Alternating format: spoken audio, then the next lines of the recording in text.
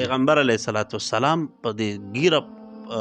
پرې کولو باندې په دې ګیره کټ کولو باندې په هغې باندې ډېر خفه شوی دی، ځکه هغه خو ما تاسو ته ووي چې د کسرا هغه 2 کسانو نه مخ واړو، د سخت د خفګان اظهار یې کړی دی. نو پکار دا ده چې مسلمان دی د خپل پیغمبر سنت چې ګیره د مسنون طریقې سره هغه دې پرېږدي، د هغې د خیال وساتي او په دې باندې ورته ځان دې ورته ښه ښکارېږي، فخر دې محسوسوي چې دا زما د رسول الله سنت دی. زمونږ زیاتره ځوانان جی په دې ګیرو کې ډیزاینونه هم کوي، چټ دا وهلی کېږي. مفتي صاحب دغه جی تاسو څه محسوسوي جی دې باره کې تاسو څه ویل غواړئ جی دا چې کوم زیاتره ځوانان څوک ایل شکل کې قسمه قسم هغه نخرې ورته وو جی هغه پکې روانې دي. نو مونږ خو جی وو لکه په یو ملک کې په بل ملک کې هغه ګستاخیانې کېږي که نه جی، نو زه وایم جی دا هم ګستاخي ده دا په ګیره کې چې ډیزاین کېږي دا وهلی کېږي که نه جی، دا څه حساب کتاب دی جی؟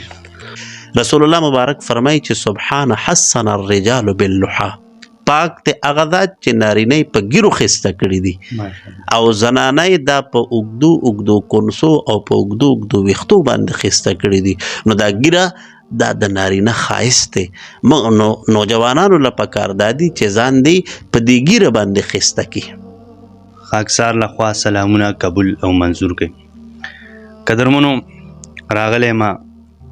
استاد محترم مفتی فضل هادي حقانی صاحب سره، هغې سره یو څو اهم خبرې ما چې دا ورسره شریکې کړم او دغه خبرې دغه سوال جواب دا هم تاسو موږ سره وګورئ. قدرمنو مفتي صاحب له ورځو تاسو موږ سره اوسئ. السلام علیکم جی. وعلیکم السلام ورحمت الله وبرکاتو. څنګه حال جی؟ ښه یئ تاسو؟ الحمدلله، الله فضل دی، ستاسو دعاګانې دي. خوشحاله او آباد اوسئ جی. ستاسو جی ډېر زیات ټایم نه علمه چونکې ستاسو منډې تړې هم سیوا دي. یو ټاپک مې جی ذهن کې اړېده او هغه دا دی جی چې زمونږ زیاتره ځوانان جی په دې ګیرو کې ډیزاینونه هم کوي، چټ دا وهلی کېږي، ډېر رونه به ګوري خفه کېږئ به نه. دا زمونږ ورورولي ده، مسلماني ده چې مونږ دا خبر یو بل سره ډسکس نه کړو نو بیا کار نه کېږي. نو راغلی ما مفتی صاحب سره په دغه حواله به خبرې کوو، دا مونږ سره ضرور وګورئ. نو مفتی صاحب دغه جی تاسو څه محسوسوي جی دې باره کې تاسو څه ویل غواړئ جی دا چې کوم زیاتره ځوانان څوک ایل شکل کې قسمه قسم هغه نخرې ورته وو جی هغه پکې روانې دي. نو مونږ خو جی وو لکه په یو ملک کې په بل ملک کې هغه ګستاخیانې کېږي که نه جی،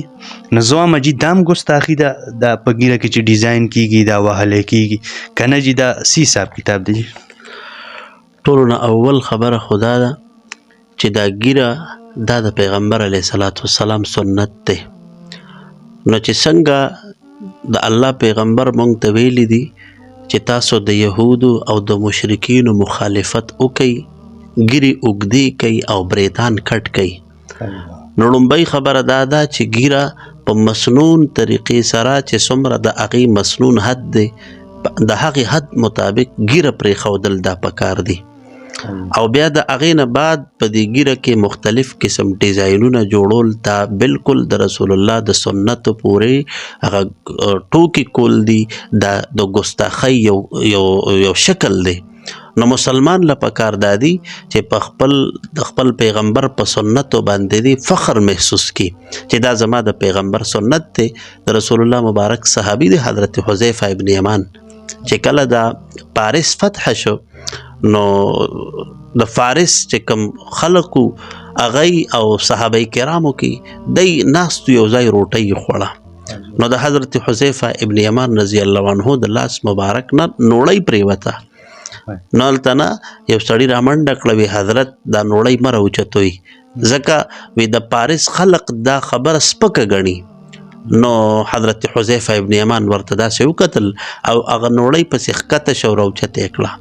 او د خلقو ته وی ای خلقو وګورئ وی دا زما د پیغمبر سنت دی. هغه نوړۍ صفا کړه وی خوړه او هغې سړي ته غوسه شو، وی زه به د خپل پاک محبوب پیغمبر سنت ته دښ کې بې وقوفانو دپاره پرېږدم. نو پکار ده چې سنت د پیغمبر علیه الصلاۃ والسلام باندې دی مسلمان فخر وکي، په دې د خوشحاله شي چې الله پاک زما محبوب پیغمبر ته کم یو سیرت ورکړی دی، کم صورت ته رسول الله دی، د رسول الله چې کم سنت دی په هغې باندې انسان خسته کیږي. رسول الله مبارک فرمایي چې سبحان حسن الرجال باللحى، پاک ته هغه ذات چې نارینه په ګیرو خسته کړي دي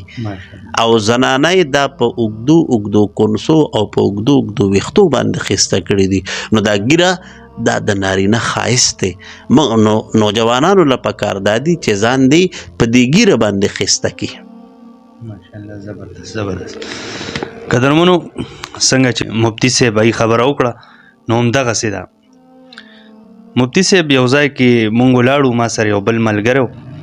او یو ټیلر غالبا هغې سره جیتلو. هغه ټیلر چې کوم نو هغه ماشاءالله ډېره ښایسته ګیرې وه، ښکلې ټوپۍ په سر وه. نو زما هغه ملګری چې کوم نو هغه جامت کوي جي، نو هغه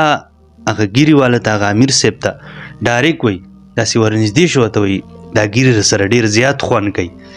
ان هغه والا جي ډېر ښکلی جواب ورکړ، وایي دا ما سره نه، دا هر چا سره خوند کوي جي. د انسان په مخ کې چې کوم نور دی که نه، دا دې ځایونو باندې ورته جي لاس راښکه، دا نور اله پته لګي چې کله وایي انسان ګیره پرېږدي. نو حقیقت ته جي زمونږ زیاتره ځوانان هغه د دې څیز نه جي محرومه شو، او د دې خو به جي نقصانات هم ډېري جي، نقصانات پې هم ډېري. نقصانات خو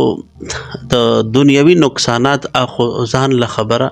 خو د ټولو نه غټ نقصان د دې دا دی د نبي علیه صلات والسلام په دور مبارکه کې یو سړی یو دوه کسان نالل چې هغه یې ګیرې خورولې وې. رسول الله مبارک چې ورته داسې وکتل مخې ته نه بل خوا واړو، وی هلاک شئ تاسو ته وی د دې چا حکم کړی دی؟ نو هغه یې ورته وی موږ ته خپل بادشاه کسرا د دې حکم کړی دی. نو بیا پیغمبر علیه صلات والسلام په د سخت د ناګوارۍ او د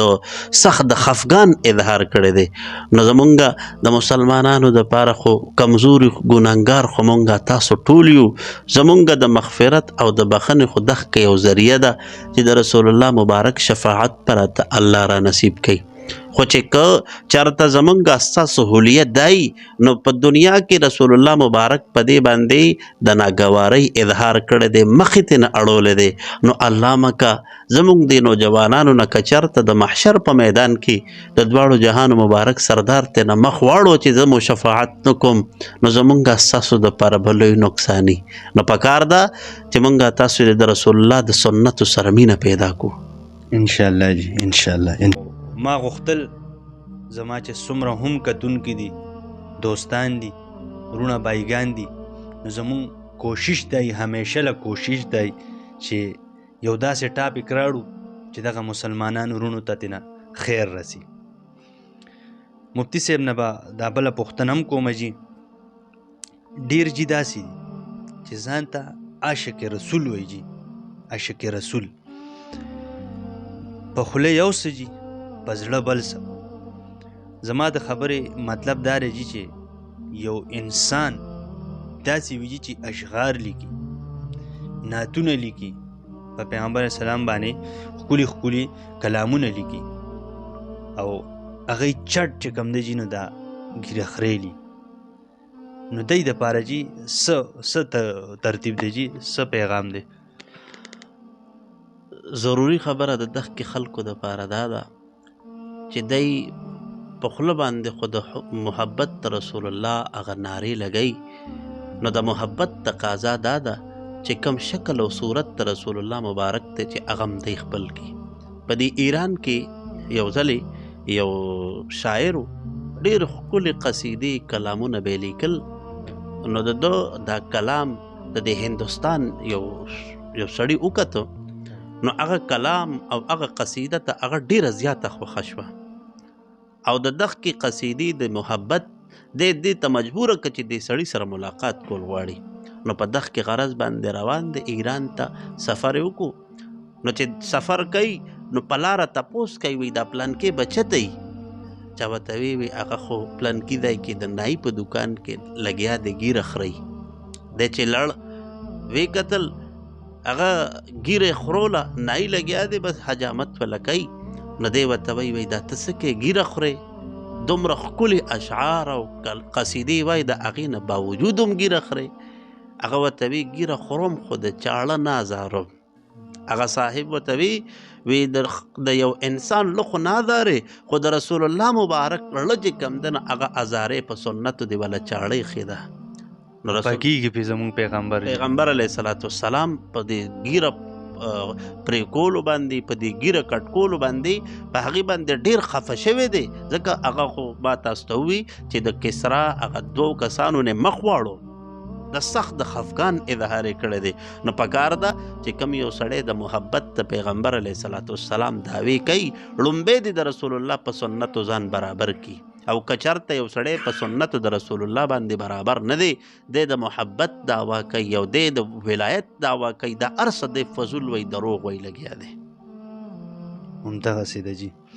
زما جي یو خبره مې ذهن لراله پیروغون چې کوم جي پیروغون هغه کې هم جي څه خوبۍ داسې وي چې هغه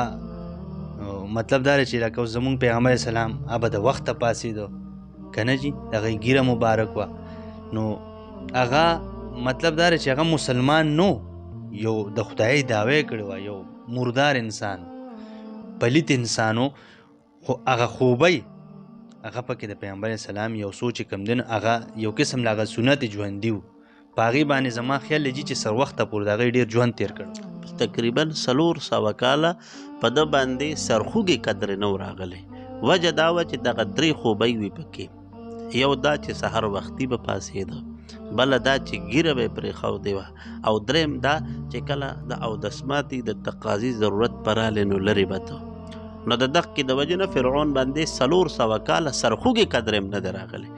نو لهذا پکار دا ده چې مسلمان دی د خپل پیغمبر سنت چې ګیره د مسنون طریقې سره هغه دې پرېږدي د هغې د خیال وساتي او په دې باندې دې ورته ځان دې ورته ښه ښکارېږي فخر دې محسوسوي چې دا زما د رسول الله سنت دی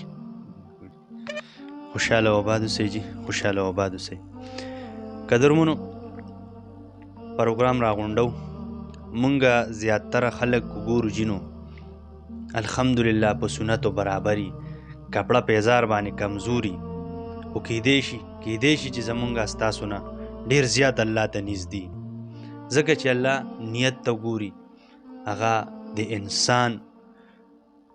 زمونږ خوږ پیغمبر حضرت محمد صلی الله علیه و آله وسلم هغه سنت مبارک چې کم انسان پرېښودي دي که نه هغه خدای نه دی خراب کړی د پیغمبر سلام په طریقو په ژوند کې کامیابي ده الله او رسول چې څه وایي نو په دې کې ټوله کامیابي ده دا خو زمونږ ستاسو دپاره دی نن که مونږ انګریز سره ځان برابرو دا ګیرې وهو برید وهو او د انګریز مشابهت کوو هغه ځان جوړو دا دنیا خو ګورې د انګریز د مخه نه ده آباده دا دنیا خو د مسلمان دپاره جوړه ده چې کمې پورې پکې کلمه یي دا مسلمان یي نو دا دنیا نه روانېږي خو که کله مونږ دغسې جومات ته نه راځو دا ښکلي عالمان دي حافظان دي دی سره ناسته نه کوو او انګریزانو سره مشابهت کوو دغه ګیره باندې چاړه راښکو او هغوی سره ځان جوړو نو بس دا خو مونږ ځان ته خپله کډه کړو بهرحال مفتی صاحب خبرې وکړې تاسو واورېدې جي او بس دغه خبرې اترې دي خوشحاله و آباد اوسئ جي جزاکم الله ستاسو د پوره ټیم ډیره شکریه الله پاک دې دله ډیر برکت او خوشحالۍ ترقي درکړي آمین جي آمین ثم